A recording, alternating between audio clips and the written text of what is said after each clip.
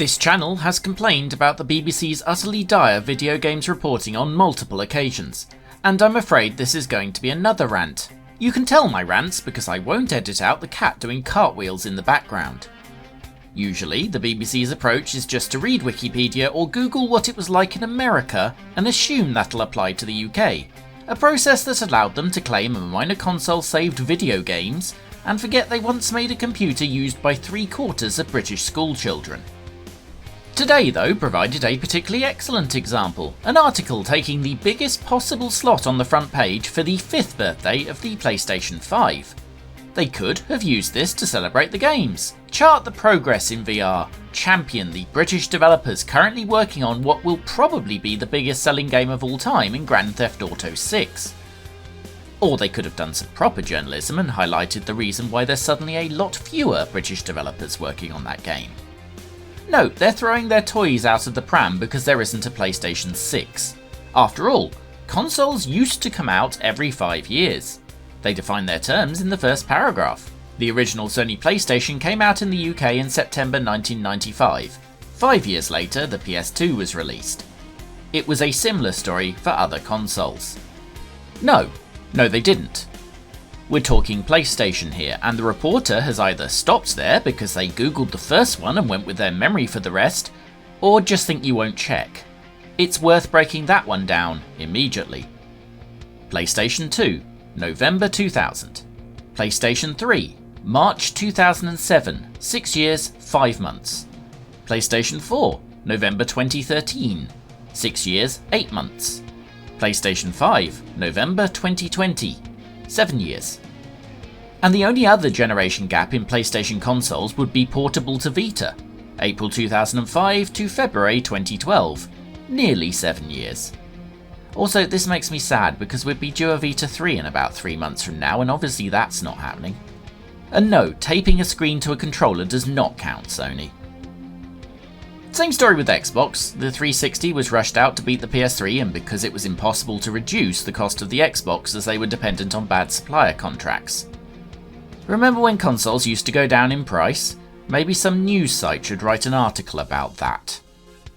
360 was only 2.5 years after the original, but it was nearly 8 years to the Xbox One and 7 years to the latest one, which I think is called the Xbox Make Fetch Happen. As an internet pedant, I should concede the odd 5-year cycle has happened, possibly just via coincidence. Nintendo were 5 years between the NES, SNES, N64 and GameCube. Although it should be noted, the NES was already 4 years old when we got it, the SNES 18 months and the N64 9 months, so part of it is just us catching up. The Wii lasted 6 years, the Wii U just 4.5, and the Switch more than 8. Sega don't have a single 5-year cycle, although given they decided their entire strategy using a set of dice they got in a charity shop copy of Boggle, that's probably not the best indication. There is of course the PS5 Pro, a big performance increase that just happens to continue to be backwards compatible, and could have its own games if Sony wanted it to. It's an artificial limitation that for licensing they insist games also work on the base PS5.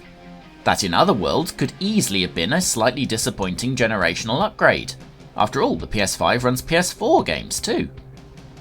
It will not shock you to know that as far as the BBC are concerned, the PS5 Pro doesn't exist.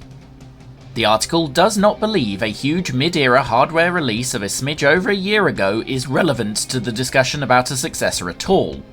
Or perhaps the author literally doesn't know it exists as it doesn't have its own Wikipedia page, just a section on the PS5s. Luckily, at some point the BBC choose to call someone who knows about video games, specifically Christopher Dring, who they credit only as industry expert, which is usually a suspicious thing for the BBC to do. But having been in charge of trade magazine MCV and worked for gamesindustry.biz, he counts. He points out prominent developer Naughty Dog were able to release multiple games on PS3 and 4, but nothing yet on PS5 thanks to longer dev cycles. Although this does ignore their constant repackaging of The Last of Us and Uncharted. He also mentions the delays to GTA 6, although it's worth noting this has absolutely nothing to do with the PS5 or 6, since they didn't release a Grand Theft Auto game on the PS4 either. He also fingers the rise of indie games, where big hits don't need to have huge development teams. A completely new concept in this generation for sure, and not, for instance, the best-selling video game of all time being launched in 2011 by a team consisting of low single-figure number of people or anything. Or Stardew Valley, now 9 years old and selling 40+ million copies from a single developer. We were always there, it's just the guy who was head of business to business for gamesindustry.biz didn't notice for some reason. I don't want to bag on the actual expert too much here though, even if that is dropping a bollock. And it's okay, we don't have to, because the BBC dump him at this point to claim the PS5 might have longevity because it's the market leader in consoles. They claim this because they're not counting the Nintendo Switch as a real console, just a handheld, despite the fact they point out it can also connect to a TV. They then rank the 2-year-old PlayStation Portal alongside it, despite the fact that until very recently it was a handheld that could do absolutely nothing as soon as you walked outside your house. Christopher elbows his way back in to close the article, possibly because our host has run out of gaming facts in his primary source, the Ladybird Book of Being a Hack. He points out that games are playable longer on older consoles, including many on PS4. Side note, the last UK Sega licensed Master System game was released after the Saturn had a launch date. The last in Europe after the SMS had been replaced in various ways by the Saturn, Mega CD and 32X. The Master System got a Virtua Fighter game in Brazil after the last Saturn one had been released. The Master System got an Alex Kidd game after the last Mega Drive one. More to the point, the last FIFA on PlayStation 2 is new enough to have also been released on the PS4. Long tails are not new. I should probably go now because I've just realised this is the same reporter that's responsible for the last time I got annoyed by a BBC Games article, in which he claims the Football Manager series is 20 years old and doesn't, for instance, date back to Championship Manager in 1992, merely getting a name change in the early 2000s. Or of course that name change ties it into a series a decade older than even CM. Console cycles may be getting longer. Mid-generation refreshes are now more common, not that the article mentions them. COVID of course was a factor in delaying the PS5 and still has a knock-on effect, not that the article mentions it. Console prices no longer fall, leaving little room for more expensive new machines, not that the article mentions it. And of course, the cost of living in the UK is higher than in many generations, prompting people to be wary of new expensive technology.